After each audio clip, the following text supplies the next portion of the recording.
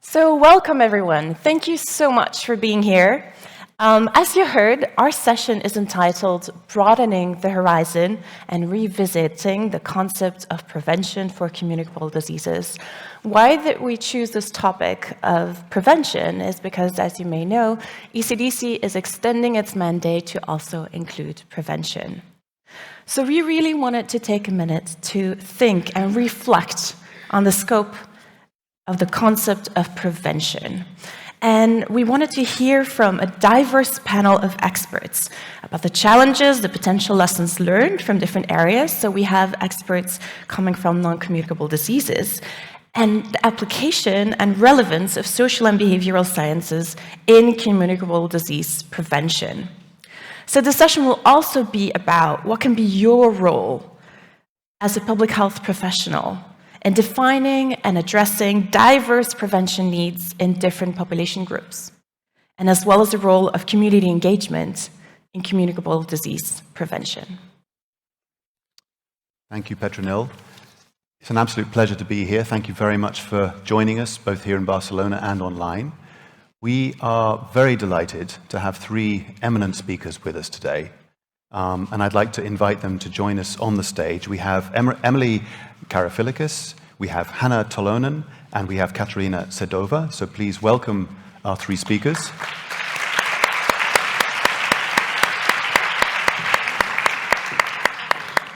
Very nice to see you. Thank you for joining us here. So Emilie, at the far end over there, you may sit. Emilie has come from Antwerp. She's the lead for the European research element of the Vaccine Confidence Project, which I'm sure many of you are familiar with.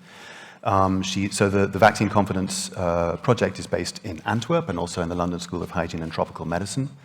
She's got many years of experience on vaccine and health intervention confidence research. And a lot of the work is really to do with understanding individual and group beliefs, attitudes, and confidence in health interventions. So Emilie, you're very welcome. Thank you for coming.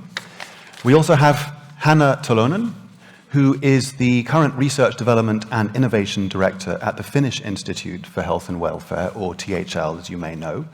And she's responsible for the program on population health and welfare monitoring and foresight.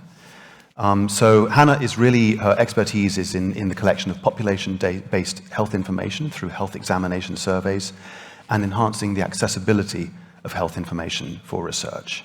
So, and obviously that's going to be linking up to the prevention element here. And then we have Kateřina Šédová, who is a physician, and also she's the CEO of a non-governmental organization called LUNO.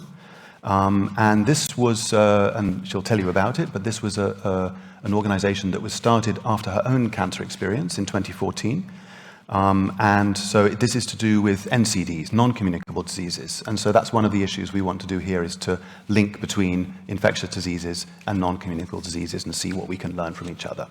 So you're very welcome, all three. Thank you for joining us. Petronille.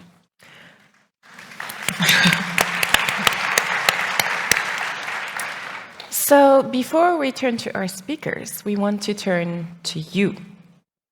So we want you to think for a minute what prevention means to you.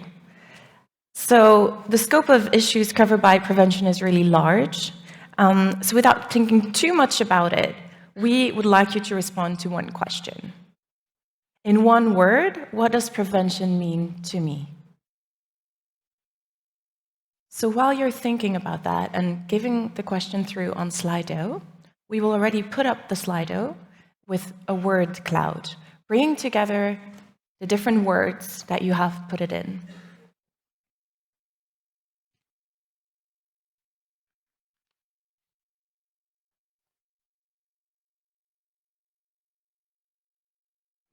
All right, we see already some participants putting in their questions. Wonderful. Okay, this is exactly what we wanted to see. So we were thinking we would get two different types of answers. We would get more content questions on the type, or like what prevention types there are, but we would also hear about how you can do prevention. And I'm very happy to see that indeed this diversity is really well reflected. So we have protection, equity, health, safety, and you can really see that the words in there are quite comprehensive. It covers a lot of different areas. It's not only specific to infectious diseases, but goes way beyond. And I think this will reflect is really well what we will discuss in the session. Lovely. All right. So this is very good to hear from you. I also invite the speakers to have a bit of a look at the word cloud, as we will be directing this question also to you. Thank you so much. John. Okay, thank you. I'm now going to spend just a few minutes. I've got some slides here I'm going to show to talk about a little bit about the concept of prevention. So maybe we can just see if the slides can come up.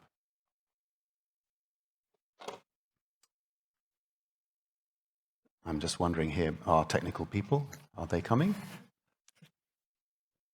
There we go, perfect, thank you. So just briefly, just to sort of try and set the scene here, to think about the concept of prevention. We've already seen here, I quite liked some of the ideas there, that a lot of it was about health, protection, but also equity. Sleep came up, I saw, that was rather nice. Some interesting ideas about some of the things that we think about when we think about prevention. But I want to just introduce it from where we stand, and specifically where I stand as a staff member at ECDC. So if you look at the name ECDC, it's ECDC, which might sound like it means the European Centre for Disease Control, but it doesn't. It actually stands for the European Centre for Disease Prevention and Control. And so with a sort of half smile within ECDC, we sometimes talk about the silent P. Where is the P? Obviously, there's a lot of work that's been going on in ECDC on prevention since the beginning, but there hasn't really been a lot of coordination or standardization of this work. Now, we have a recently amended mandate, and so this is really giving us the opportunity to think about what we mean by prevention again, and to revisit the whole concept and rework it in the context of our new work. So what we've been asked to do as part of this mandate is to develop what's called a prevention framework. And the words in the mandate are as follows. We are now mandated to develop a framework for the prevention of communicable diseases and related special issues, including socioeconomic risk factors, vaccine-preventable diseases, antimicrobial resistance, health promotion, health education, health literacy, and behavior change. So that's quite a mouthful. There's quite a lot in there. And we're trying to sort of unpack it and bring out the important bits.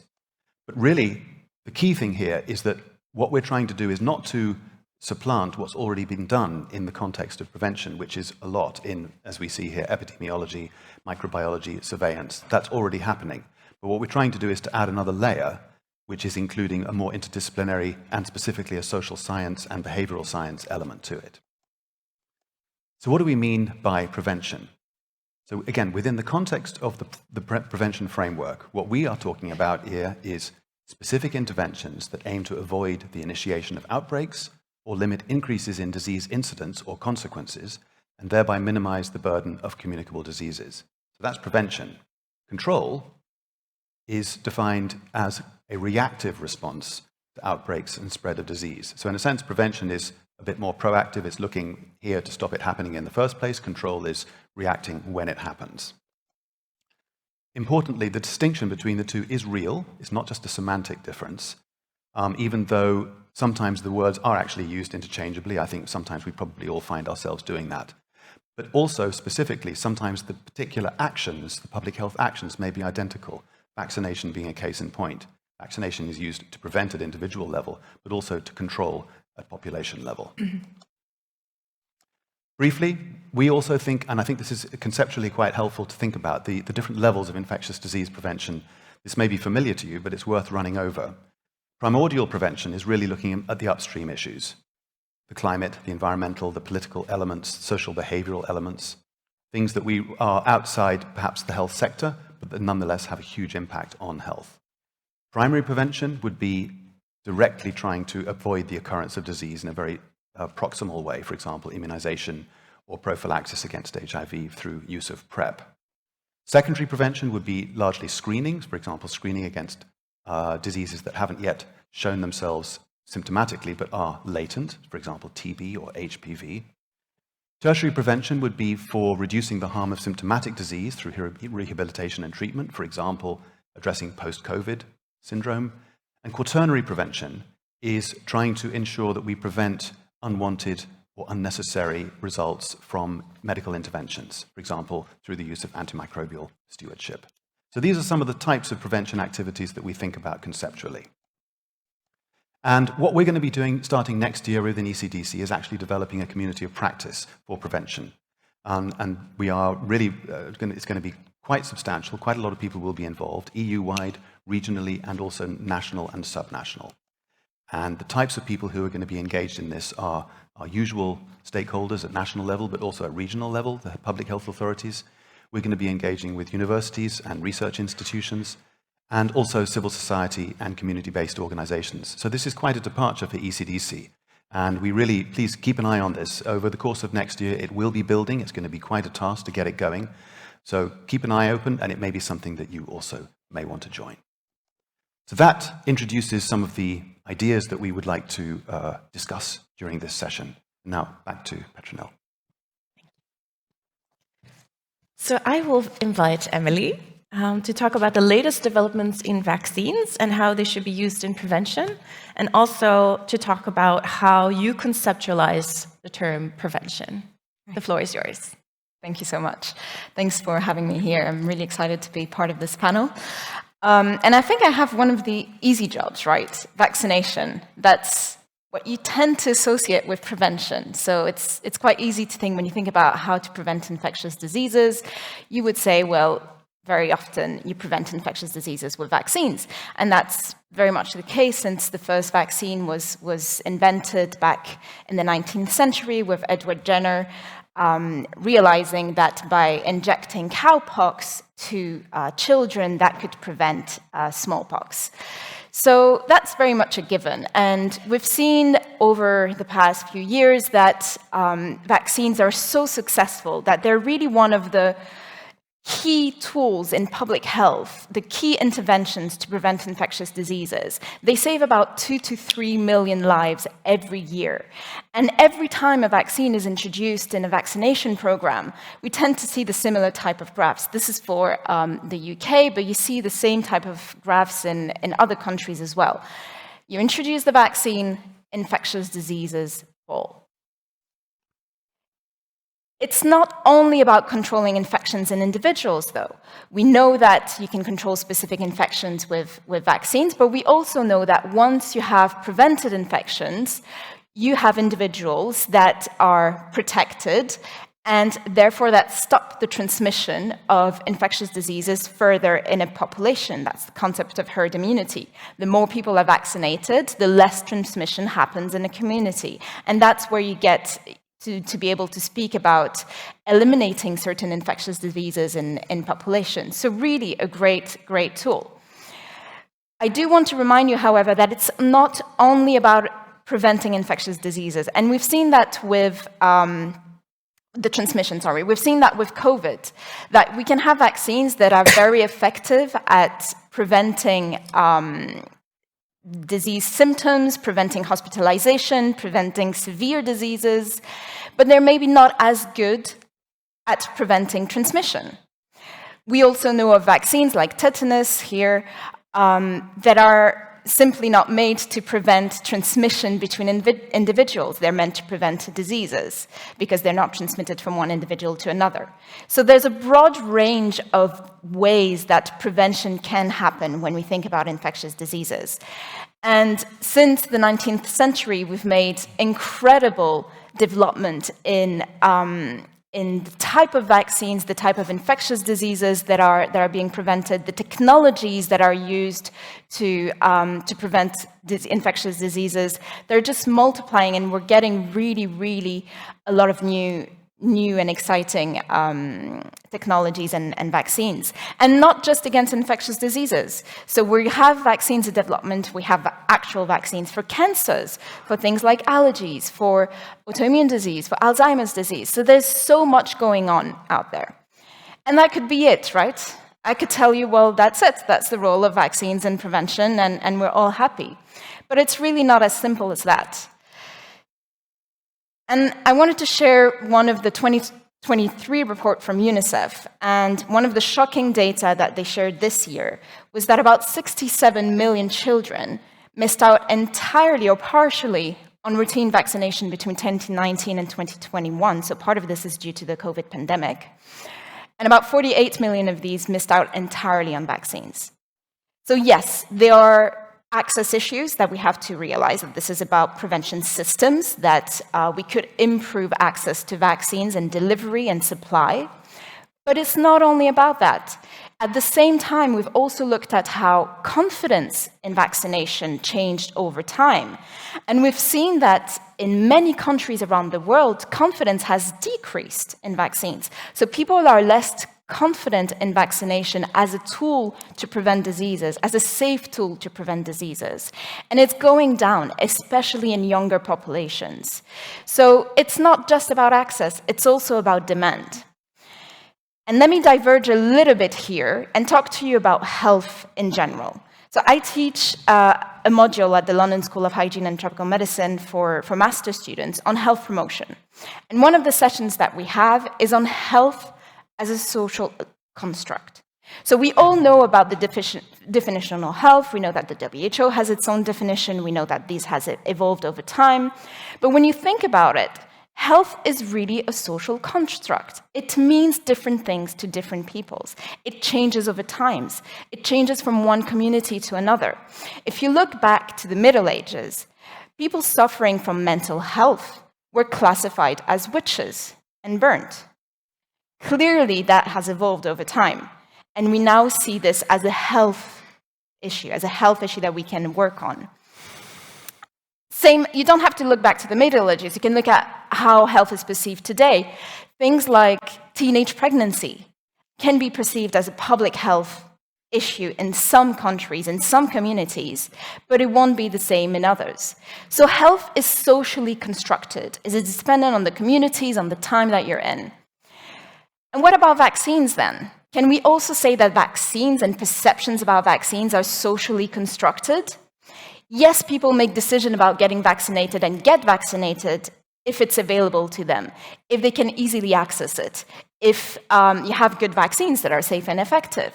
But that's not all. It's also about whether they're motivated to get vaccinated.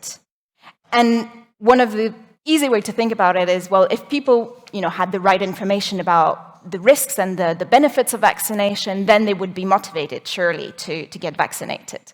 Again, not as simple as that, because there's so many factors that influence how we make decisions. We don't tend to make decisions about vaccines only based on the information that we get. First of all, we have subjective ways of reacting to information based on the emotions that we have, based on the social context around us, the norms that are in our communities, the religious beliefs that we might have. All of these social and behavioral factors play a crucial role in whether people accept vaccines.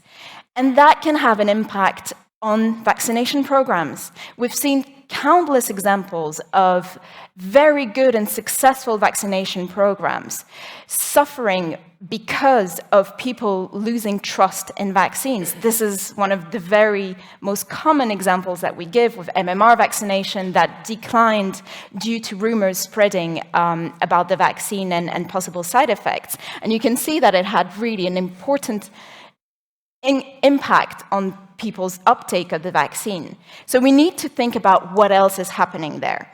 So to answer your question about how I would think about vaccination prevention, I think we need to think about prevention as a social construct, same as health. It's not just about the individual. And if we think that having better vaccination program relies solely on injecting people with the right vaccine, then we'll get it wrong. It's about everything else that's happening in your vaccination program. It's about the society, the community, the healthcare professionals, the healthcare system that you have in place, and how individuals within that system feel and trust and think about everything around them. All of these factors are as important as the vaccines that have been developed. Thank you.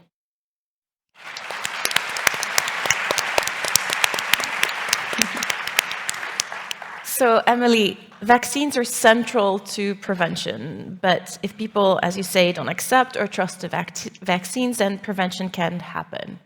What key message would you give to colleagues working with vaccines to increase exactly this trust that you've been talking about among the population? So, I think we've been, especially since COVID, focusing on how we can do that in the short term. Countless countries have introduced mandatory vaccination as a way to get out of COVID. But if we really want to make a difference in the long term, we need to think about sustainable ways of doing that and sustainable prevention.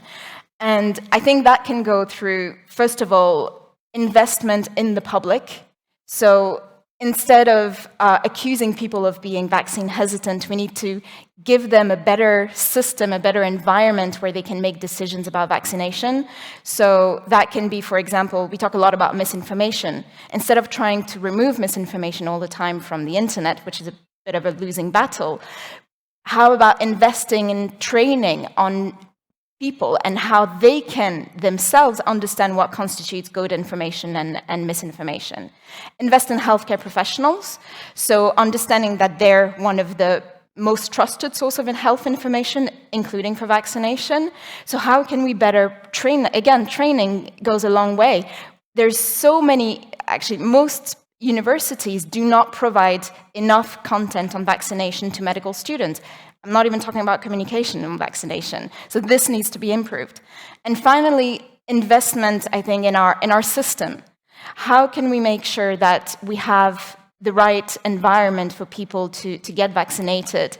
Because most of the time, vaccine confidence and trust is not about vaccination. It's about everything else. It's about trust in government, trust in politicians. It's about really the whole system that you're looking at. So if we think about this in the long term and how we can improve vaccine trust in the long term, that will have a much better impact than just focusing on mandating vaccines. Thank you so much, Emilie. Thank you. If you online or with us live have questions, don't hesitate to put them through the poll, and I will pass the floor now to John. Thank you. Thanks very much, Emilie. Wonderful. I'm now going to turn to Hannah. And Hannah, I would like you to give your experiences and talk about what happened to you during the pandemic in terms of the data issues and the challenges of data collection that we can use for informing prevention. So please, the floor is yours. Thank you, John. So data, one of the key elements we need to generate the knowledge we need to act on the prevention as well. How we see the data and surveillance as a disease prevention. I think that for all disease prevention, NCD or communicable diseases, information and knowledge is the key behind this. So we need to know what we are doing. We need to know which population groups are at the high risk.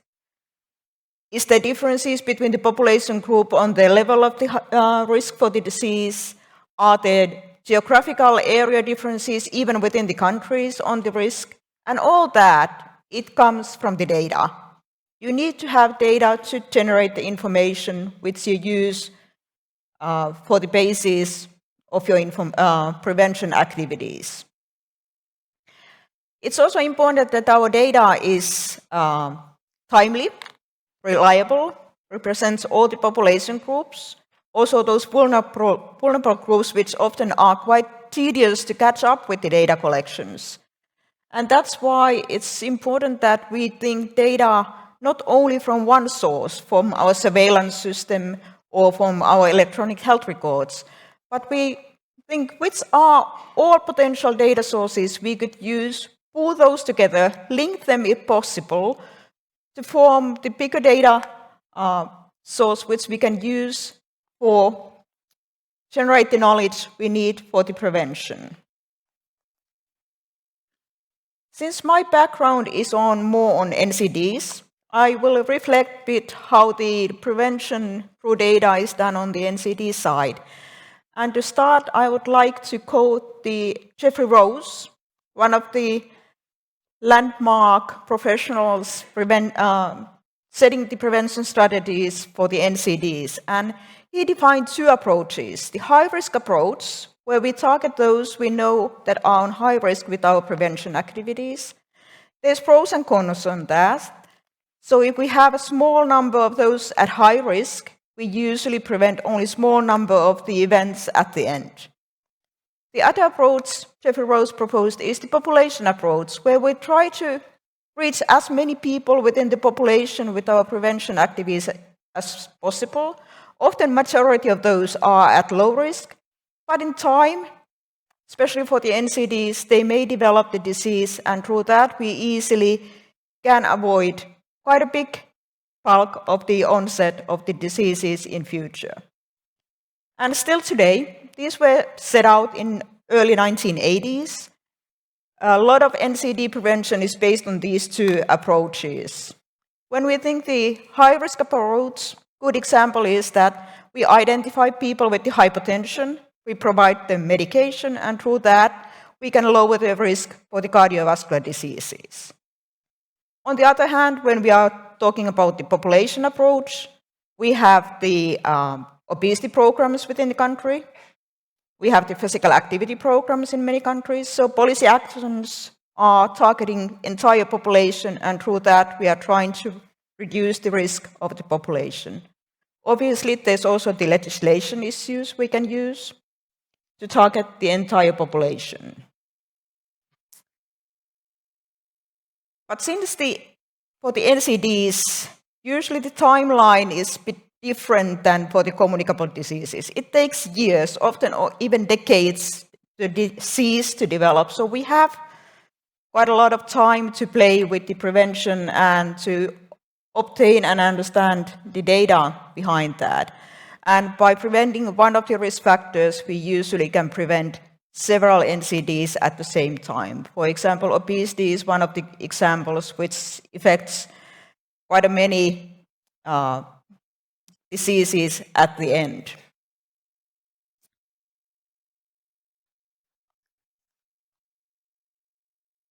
But how the NCD, what we learn from the NCDs can be taken to the communicable diseases as well. Identification of the high-risk groups is one of the key issues on that, and that's something that can be done based on the data quite effectively, and COVID was really good example on that. For example, in Finland, when we had the new vaccinations on market, but it was not enough for everyone, we went to our data. So we have infectious disease register, which is updated on daily basis, so we get all new infections there. We were linking that data source to other data sources, hospitalization data, mortality data, to be able to see which type of people were at higher risk to have a severe COVID-19 infection. And through that, we were able to identify the age groups at high risk, and also that there were people with the pre-existing NCDs, which usually had a higher risk to develop severe COVID-19 infection. And using that data, our vaccination prioritization strategy was also made. So that also comes to the comorbidities. So it's not that NCDs and communicable diseases are two completely different arenas. There's a lot of interlinkage. As I said, COVID showed that those with the pre-existing NCDs had a higher risk for the severe COVID, but we also know that human papillomavirus is risk factor for the cervical cancer, hepatitis A or B infection is the risk for liver cancer. So there are those linkages which are good to recognize also on the prevention.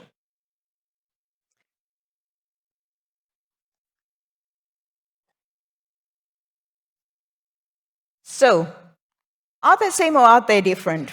So what's the difference between the NCDs and the communicable diseases on prevention point?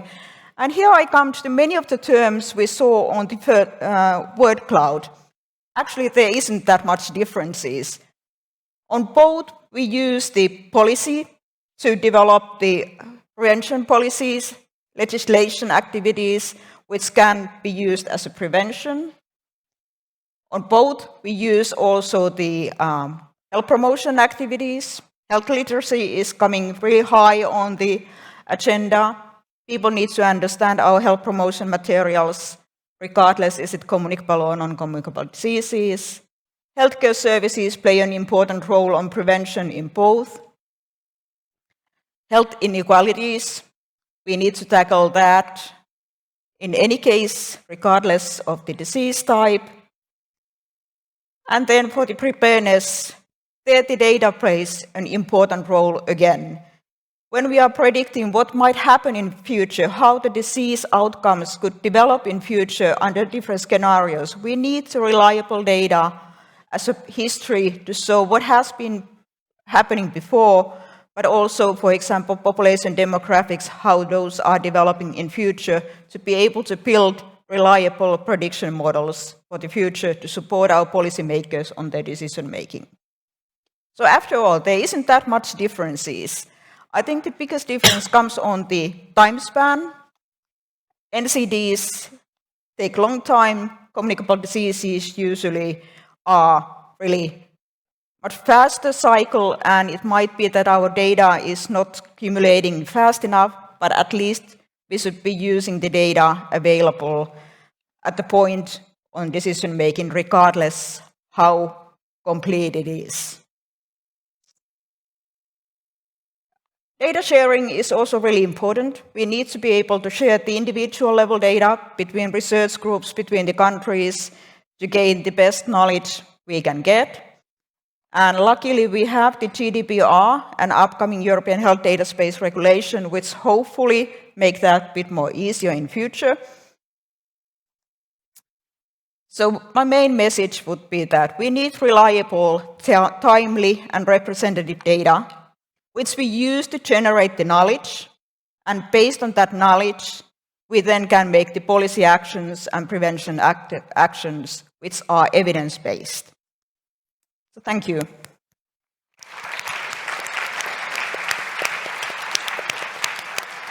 Thank you very much indeed, Hannah. So your key message is the importance of collecting the data, but I mean,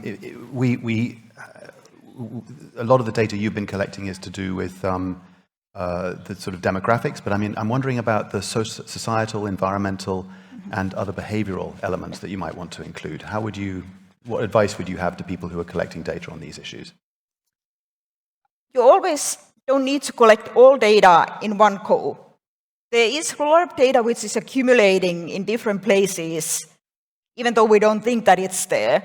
So be open-minded to find those already existing data sources and combining those, either at the individual level, if it's possible, like in Nordic countries, we can do quite a lot of that, but also on the aggregated level, if you can combine the data, that will provide you substantial additional information you can use to increase your knowledge and have the evidence base for the decision making. Thanks. I also want to say, I'm going to hand over to Petronille in a moment, but I really like the reference to the Jeffrey Rose, the bell curve, and I think it's nice if we can kind of think about how we can wrap our heads around using that also in relation to infectious diseases. So thank you for sharing that very much. Thank you. Petronille.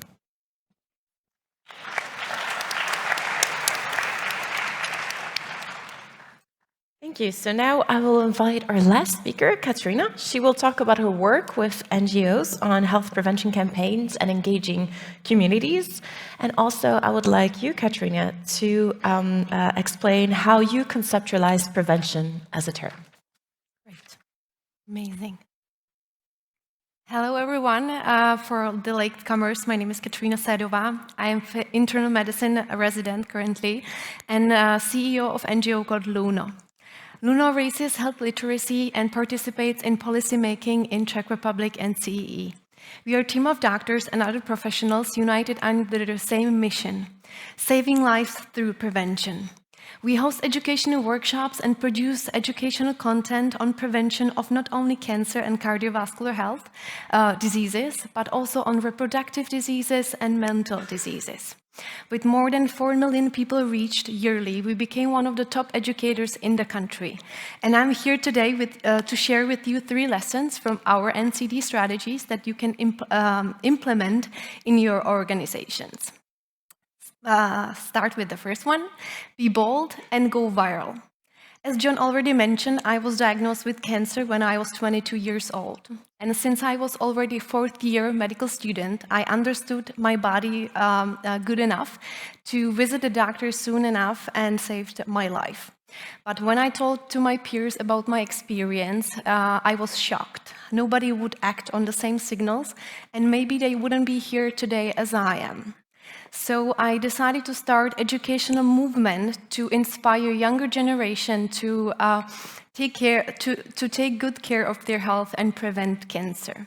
But let's face it, nobody aged 20 to 40 is interested in cancer risk, or it's not even aware of it.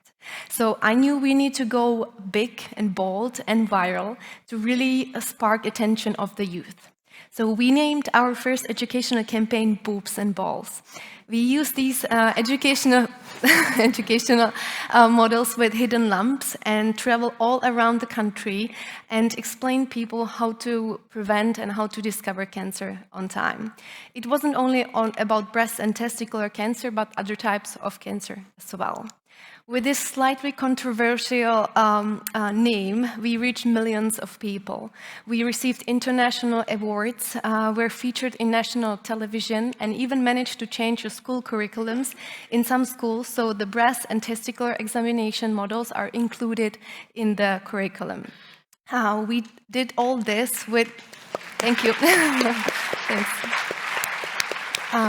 We did this with only tiny budget, just with the help of our community that we entertained.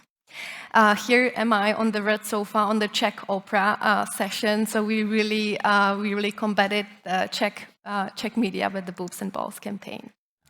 Let's face it, prevention is boring. Nobody is interested in hearing about vaccine rates or harmfulness of smoking.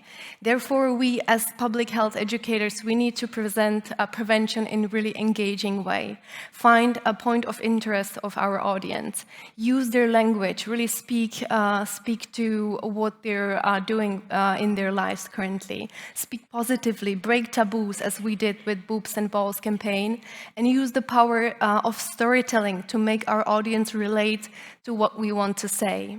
Here is our ambassador, Vera. She is a breast cancer survivor, and she inspired thousands of women to go to get the mammography scan. And how to do it, how to be bold and creative. You can either brainstorm in-house, as we usually do, because we are a quite young and creative team, and we like to brainstorm our boobs and balls in-house.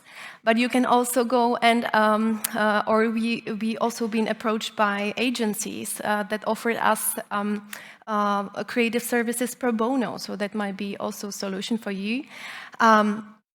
As medical professionals, we used to tend to explain everything at length. But as the time has sped up, really sped up, we need to deliver our message in really a short and concise way. Therefore, the key is to use short formats, infographics, short videos, as I will show you later on. Before we launch any campaign, we go really deep into analytics to see what our audience is reading, how long they read that, and where they're searching for their information. We use keywords to really see what the people are searching in different topics, and that's what I advise you to do as well. It gives you so much information about what is happening in the real world, not in the scientific community. Follow hashtags, see what is trending. We really follow the hashtags about the topics we are educating about to see what people are really thinking, what are their questions, what are their interests. And we use influencer marketing. And don't be afraid, not only the big celebs, but also the micro-influencers, the ones that have only 10,000 followers more even less on social media, that they have true trust of their communities. We provide them with our educational verified information, and they spread it with us, and it works very well. And here's just some examples. On the right side, you see me getting my flu and COVID shot. This video, this short reel, about 1 minute long, was seen by 600,000 people on social media. And the one on the left is my colleague get tested for HIV during the Prague Pride, and this resulted in dozens of messages in our inbox where and when to get tested. Just some examples how you can use viral and short formats also for your communicable diseases.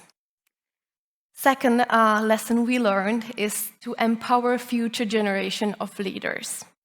As I mentioned, I started Luno while still being a medical student. I traveled all around the country hosting workshops, and thankfully other medical students joined me quite soon. Today, more than 600 of them. Through us, they not only learn about prevention, but also train their communication and presentation skills, and they gain much needed confidence. With us, they really appreciate that they finally see prevention as an important part of their future clinical practice, and that they have valid source of information about prevention.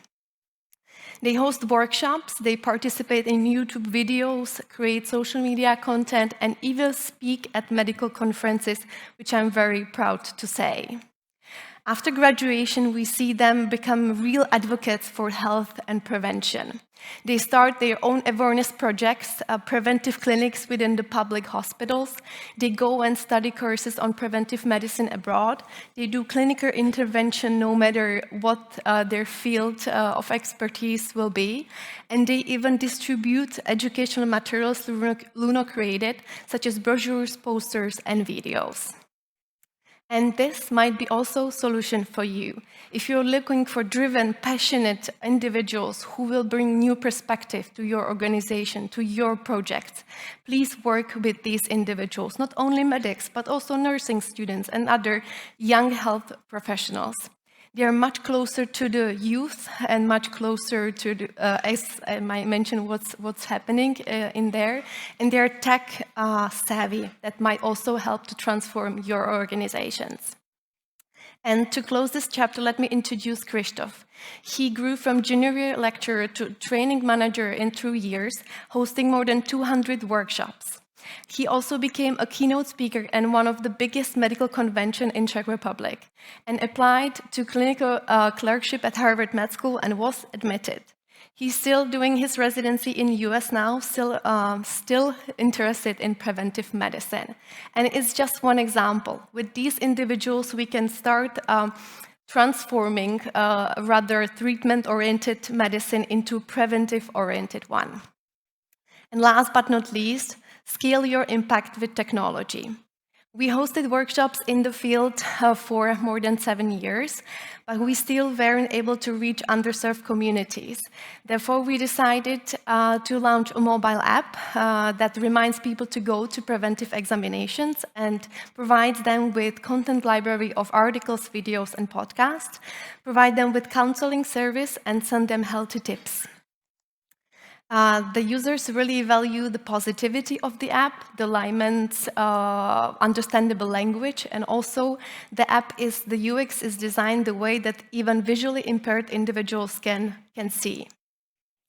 With the first year of operation, we managed to inspire more than 18,000 people to visit the formerly neglected preventive checkups.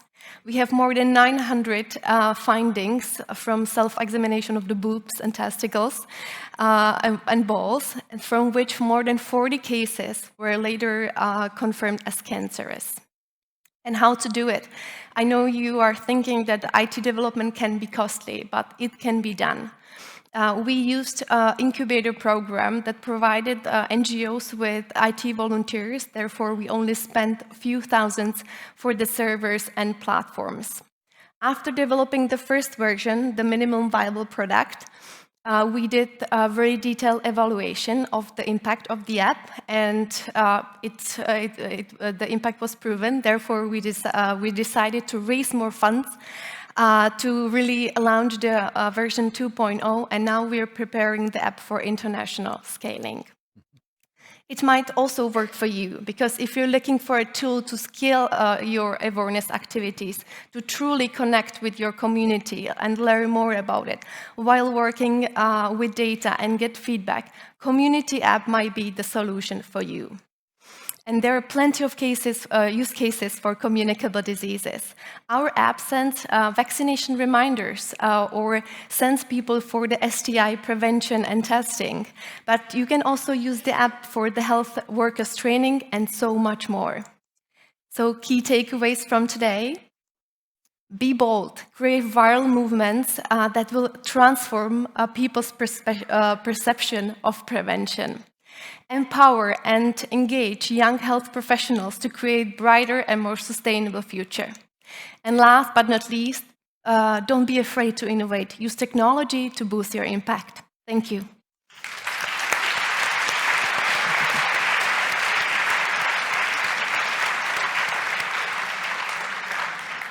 Thank you so much, Kateřina, for inspiring us and making prevention not boring today.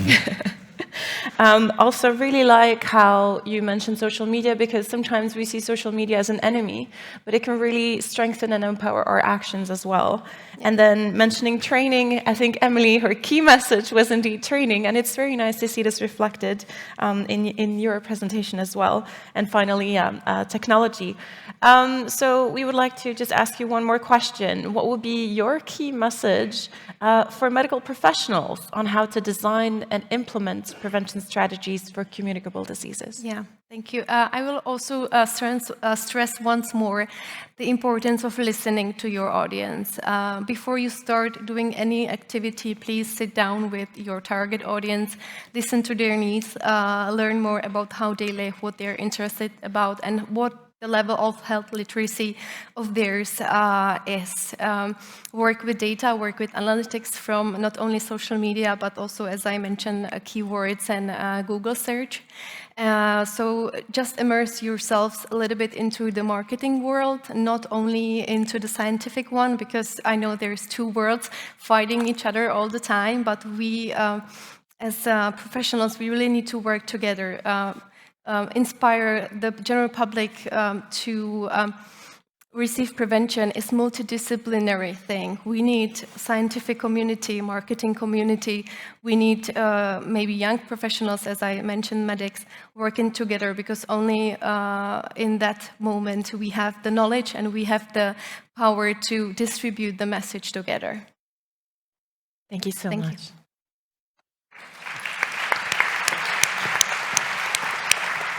Thank you so much, Kateřina. That's a really inspiring way to end the three presentations. Wonderful. We have a few minutes now for discussion with the speakers. And so please, if you have questions or issues that you want to highlight, please put them into the questions on the app. And Jackie's hopefully keeping a bit of an eye on things. I've got one question first. Before you come up, but I'll turn to you in a moment. It's a difficult one, and it's to Emilie, because basically, I think one of the big problems with vaccination is that fundamentally, human beings don't like having needles put into them, and this is kind of slightly at the root of the problem. So, bearing in mind what we've just heard from Kateřina, can you think of any examples or any ways in which vaccination programs could be made fun? And I say it actually seriously, because I think too much of what we do in public health is sort of a bit bossy, and you should do this and do that. And I think what we've just seen here is actually the importance of making people have a bit of a smile and attack it from another side. And we don't do enough of that, I think, in public health. So, Emilie, I'm sorry to put you on the spot, but I just wonder if you have any thoughts on that. I think... I'd love to hear if Kateřina has some examples as well, but I think in terms of making it fun, we've seen a lot of campaigns on social media, especially with COVID, of ordinary people. So whether it's parents or healthcare professionals going out there, showing that they got vaccinated and that it was fine and, maybe a bit painful, but nothing too much. But also showing their lives, their everyday lives. So we had a great initiative called Team Halo during COVID, and that was all about training doctors on how to use social media, not just to share scientific information, because people don't care about that, to share their stories, to talk about themselves, what they did for the day, their children, anything like that. And that type of communication that's reinforcing relationships between people rather than only providing information can make a real difference in whether or not people listen to the messages that are given eventually on vaccination. About making it fun, I don't know if there's any great innovator in there that will find a better way than having a needle put inside your skin. I know there's some ways of making it easier for children, and some healthcare professionals have great stories to tell about trying to make it less scary, having songs, having things that are making the experience more positive rather than only remembering the pain or the stress about it. So I think we have to go to the people that are working every day and see what they're using, the tools they're using. Okay, thanks. I mean, I think it's a bit of a holy grail. Maybe if anybody in the room here has any thoughts on this, or anybody online has any thoughts on this, how we can make vaccination fun, it would be a wonderful thing. It would really, really help. Before I turn to you, Jackie, I think you had a question you were going to cover. Am I right? Yes, Please, sure. Go ahead. So there's a question from Hannah Jerry. Her remark is, we often talk about prevention programs, particularly vaccination, as being able to reduce inequalities. But depending on how the programs are delivered, prevention programs can actually widen health inequalities, as underserved groups can be left behind. How can we avoid this?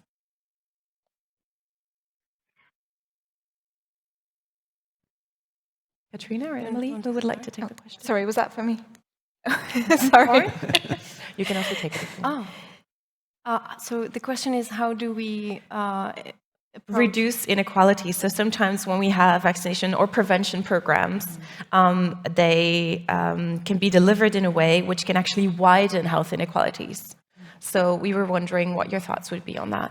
Yeah, I will maybe just add, again, we really need to use the language of the community, and really need maybe members of the community go and promote the vaccines for us. I've seen that in a smaller project in smaller regions in Czechia, that they really take the healthcare workers from the community, they train them, and then they put them back to the community to take care of the community. That's what works better. From my perspective, than if somebody who doesn't know even the community come there and tell them about vaccination. So I think that might be one of the approaches that can be used. We also have underserved communities, as I mentioned, in the smaller regions. And what we do, we also focus on training these healthcare workers, giving them materials to distribute. We are not distributing them ourselves. Anna, would you like to compliment? It's not only the healthcare workers, but especially for the migrants, for example, we need to go within their community, talk to their peers within the community, like imams and the others, and get them convinced, because those groups often have the trust issue. And tackling that through their own peers within the community, it's really helpful. And within the COVID, we did that quite a lot in Finland, and it was really successful, actually. Thank you. I think this is a really important point, the whole question of community engagement, which is really a fundamental means of reaching out to socially vulnerable populations.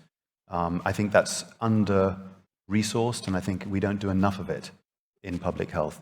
There's an abbreviation, RCCE, risk communication and community engagement, which is bandied around quite a lot.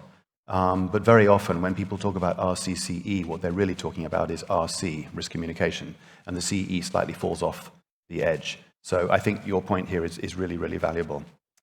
I can't keep up with all the questions, and so Jackie, could you please give us a summary of some of the things that people are talking about? I certainly can, John, and indeed that issue that you were just raising is coming up a lot in terms of how do we reach the people that are hardest to reach, that we really need to reach. The example is given of HIV prevention. Suggestion the funding is directed to broad programs should be narrower. Got to engage with those we really need to engage. There was one question to you, John, about the tiered prevention trainings in 2024. Very practical. How many people? For how long? How do you apply? How do they find out more? Okay. So I'll let you pick up on that. I'm going to run you through them all, and then you can pick and choose, given the time we have. Emilie, to you, there are a number of questions about the sociological, cognitive, and emotional factors contributing to refusal and hesitancy, and also the impact, for example, of mandates. Of linking vaccine status to jobs and so on. Somebody suggesting, what impact did that have when you look at long-term considerations for prevention in other infectious diseases? Has it had a knock-on effect? And finally, are there any groundbreaking findings, studies focused on root causes that you can point people to? For Hannah, there was one about monetarization of data. How do we prevent that our health data, underlined by the questioner, is used by profit-maximizing pharma companies in a way we don't want? And to Kateřina, a suggestion and a question. Are you aligned with the International Federation of Medical Students Associations to inspire, they felt very inspired by what you said, to reach more medical students with your messages? And also a question from somebody said, in the medical community in the Netherlands, there's very much a focus on the consultation room, i.e. those who are already sick. For you, broadening out beyond that to the prevention level. So it's an awful lot about reaching the parts we need to reach. Back to you. Thanks. Okay, I'll answer very briefly the question about the trainings before turning back. Basically, the community of practice is going to be a sort of building process over the course of next year. And we're going to have 3 specific types of training. One will be an online e-learning, which will be at a relatively introductory level, looking at social and behavioral science as a means of supporting prevention activities. So that's for people who don't know a lot about it. We'll then have a series of webinars. We'll be having at least 6 webinars each year, so approximately 1 every 2 months. And the specific topics will be defined by the community, but we'll also have some ideas. But it is about prevention, and it's about the use of social science for that. And the third level will be a much more in-depth online training for, unfortunately, just by the nature of the logistics, a relatively smaller number of people. We'll be running once or possibly twice a year, but at least 1 or 2 people from each member state, taking it to a higher level.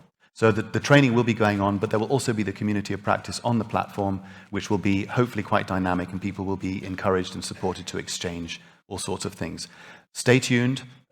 We will be giving information out about that, but by the sort of second quarter of next year, you can expect things to be happening. So that was that. I think, Emilie, you've got something interesting, I think, to deal with over here. So please, over to you. Great. So with regards to the question on the social and cognitive factors that I think are also linked to the root causes, so I can try to answer both. I think we tend to think of ourselves as rational human beings that make rational decisions. So when we have to make decisions, we think about the pros and the cons and all of that. But research has shown that we are not rational human beings, we are emotional beings, meaning that we are influenced by our emotions as much as our logical systems. And we make decisions and we assess risks with both our cognitive systems and our emotional systems. And this applies to vaccination. So when we think about vaccination, the factors that influence it are the cognitive as well as the emotional perceptions of risks and benefits. And risks meaning possible side effects, benefits, the infections they prevent. That's in itself influenced by a wide variety of factors that include social norms, so how people around you feel about vaccines, whether they vaccinate.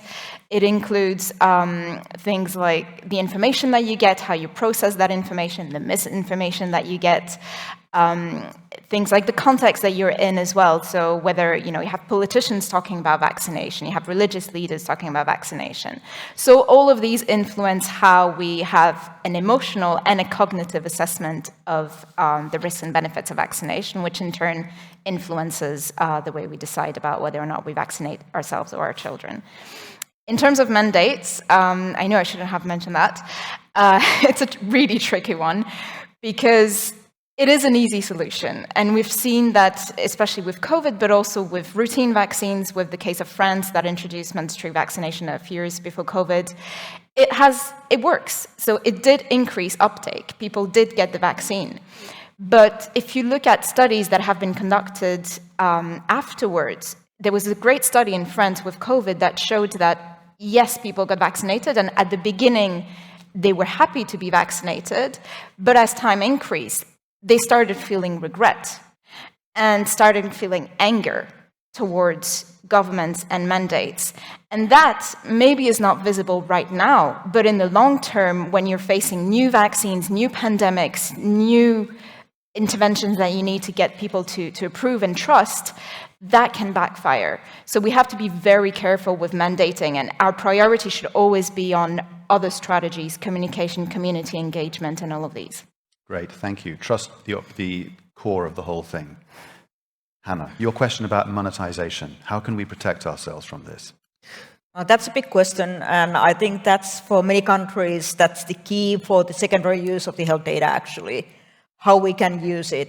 Coming from the country which have had legislation for decades for the secondary use of the health data, we are not seeing that as a problem. There is a trust within the community and people that those who hold the data use it properly for the public health purposes.